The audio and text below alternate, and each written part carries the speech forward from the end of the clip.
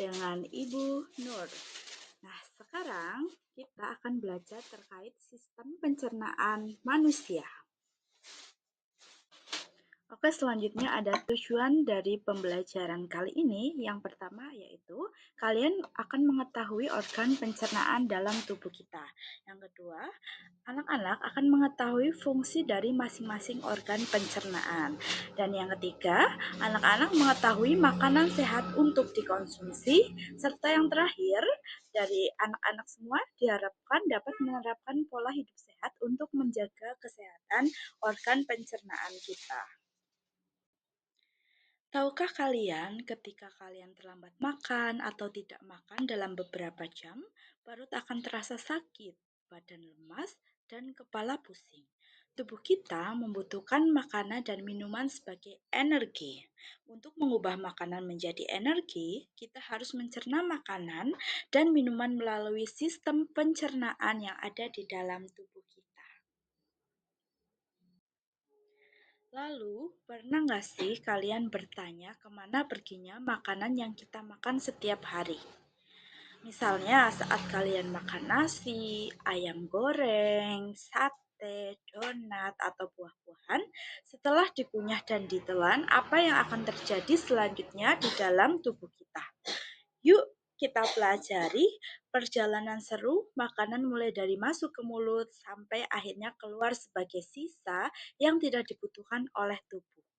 Perjalanan ini disebut proses pencernaan. Nah, apa sih itu sistem pencernaan? Jadi, sistem pencernaan adalah rangkaian organ di dalam tubuh manusia yang bekerja sama untuk mencerna makanan menjadi energi dan zat gizi yang dibutuhkan oleh tubuh kita. Proses pencernaan makanan ini dimulai dari mulut hingga menjadi feses yang akan dikeluarkan melalui anus. Baik, bisa dilihat ya anak-anak, itu adalah gambar dari organ pencernaan yang ada di tubuh kita. Dimulai dari mulut, tempat makanan pertama kali masuk, lalu ke kerongkongan, yaitu membawa makanan sampai ke lambung. Di lambung ini makanan akan dihancurkan. Lalu dari lambung akan masuk ke usus halus untuk menyerap nutrisi makanan. Dari usus halus pergilah ke usus besar, menyerap air dan membentuk feses. Dan yang terakhir ada di rektum dan anus, gunanya untuk mengeluarkan feses dari tubuh kita. Oke, organ pencernaan yang pertama adalah mulut. Nah, mulut ini merupakan pertama kali makanan masuk. Di dalam mulut, makanan dirasakan, dihancurkan, dan dilunakkan. Berikut proses pencernaan yang terjadi di dalam mulut. Ada gigi. Fungsinya gigi untuk apa? Untuk menghancurkan makanan menjadi potongan-potongan kecil. Kemudian di dalam mulut juga ada lidah. Lidah ini fungsinya untuk mencampur makanan dengan air liur dan merasakan makanan tersebut. Kemudian lidah mendorong makanan menuju ke kerongkongan. Yang kedua, ada kerongkongan. Setelah makanan itu dicerna di mulut, makanan masuk ke kerongkongan. Kemudian, kerongkongan ini membawa makanan dari mulut menuju lambung melalui gerakan otot yang disebut peristaltik. Kerongkongan memastikan kelancaran pergerakan makanan dari mulut ke perut, sehingga pencernaan dan penyerapan nutrisi menjadi efisien. Oke, yang ketiga adalah lambung. Lambung ini merupakan organ berongga berotot yang berfungsi sebagai tempat penyimpanan makanan saat dicampur dengan enzim lambung. Lambung berfungsi menghancurkan makanan dengan enzim dan asam lambung.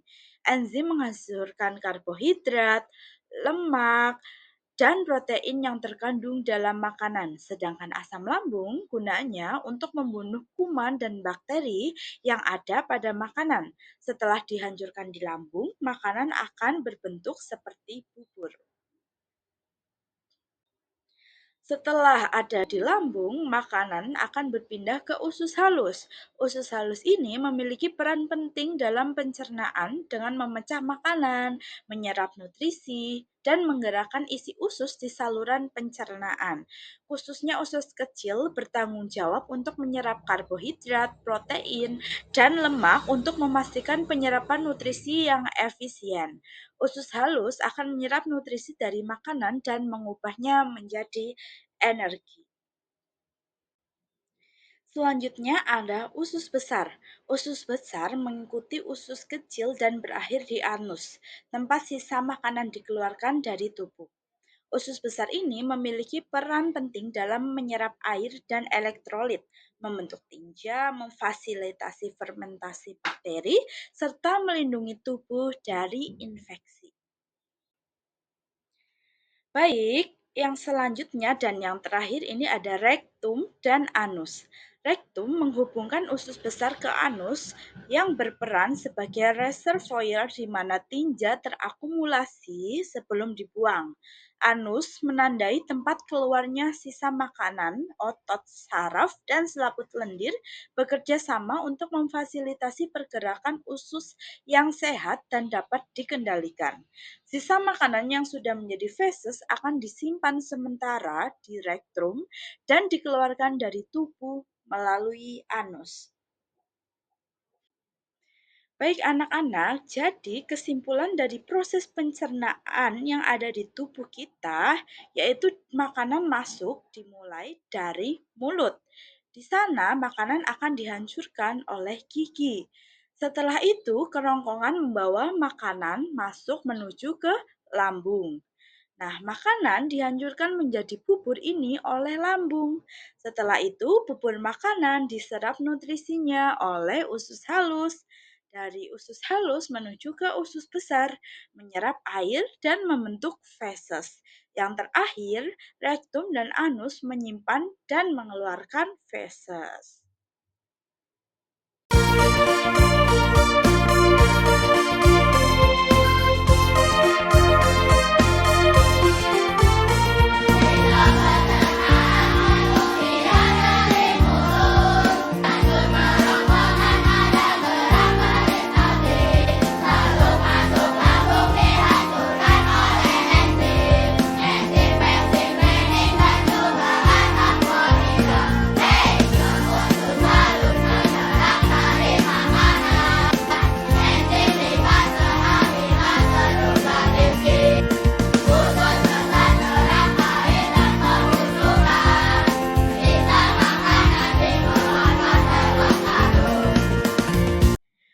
Baik anak-anak, tadi kita sudah mempelajari terkait organ-organ pada sistem pencernaan di tubuh kita.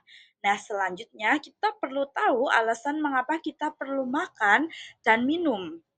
Nah, kita perlu makan dan minum karena tubuh kita memerlukan energi, nutrisi, serta cairan untuk melakukan berbagai aktivitas serta mendukung pertumbuhan tubuh, seperti pada anak-anak yang sekarang sedang berada di fase pertumbuhan. Jadi, anak-anak harus sering-sering makan makanan yang bergizi dan seimbang, yaitu seperti buah, lauk pauk, ikan, daging, sayuran, karbohidrat, gunanya untuk apa? Untuk menjadikan tubuh kita memiliki energi agar kita bisa melakukan aktivitas sehari-hari seperti sekolah, belajar di kelas dengan semangat. Bayangkan kalau kalian tidak makan. Nah, nanti ketika pembelajaran di kelas kalian akan tidak semangat. Maka dari itu, sebelum berangkat sekolah, kita sebaiknya sarapan terlebih dahulu dengan makanan-makanan yang sehat. Oke, jenis-jenis nutrisi dalam makanan itu apa aja sih? Yang pertama ada protein. Protein terdiri dari telur, ikan, daging, serta berbagai jenis kacang-kacangan. Siapa yang di sini suka makan telur atau suka makan ikan? Nah, itu bagus untuk pertumbuhan dan perbaikan tubuh. Apalagi saat fase pertumbuhan seperti anak-anak. Yang kedua ada karbohidrat. Ini yang biasa kita makan sehari-hari, yaitu ada nasi. Nah, untuk anak-anak yang bosan makan nasi bisa mengganti karbohidrat dengan kentang, jagung, umbi-umbian, sagu, atau tepung-tepungan. Nah, fungsi karbohidrat ini dibutuhkan tubuh untuk menghasilkan energi secara cepat. Jadi, untuk anak-anak yang sudah sarapan di pagi hari, itu akan lebih cepat mengikuti pembelajaran di kelas dan mudah memahami apa yang diberikan oleh guru. Jadi mudah memahami materi yang diberikan oleh guru karena kita sudah memiliki energi dalam tubuh kita. Dan yang ketiga ada lemak. Lemak ini terdiri dari daging, kacang-kacangan, ikan, mentega, dan susu.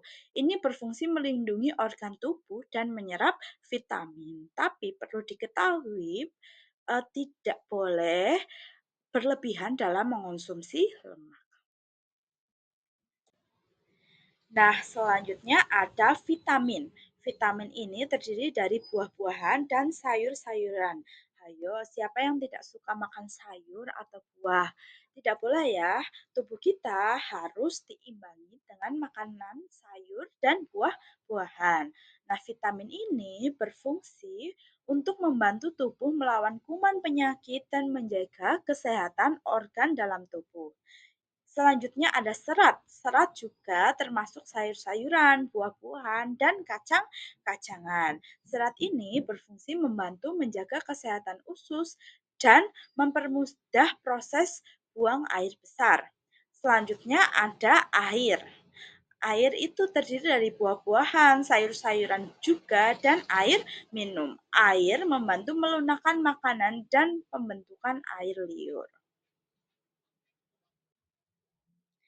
Nah, terakhir nih, bagaimana sih cara kita menjaga kesehatan dari sistem pencernaan untuk diterapkan dalam kehidupan sehari-hari? Itu mudah sekali ya anak-anak, berdasarkan yang sudah Ibu jelaskan tadi. Jadi, untuk menjaga kesehatan sistem pencernaan, kita bisa melakukan yang pertama, makan makanan bergizi dan seimbang.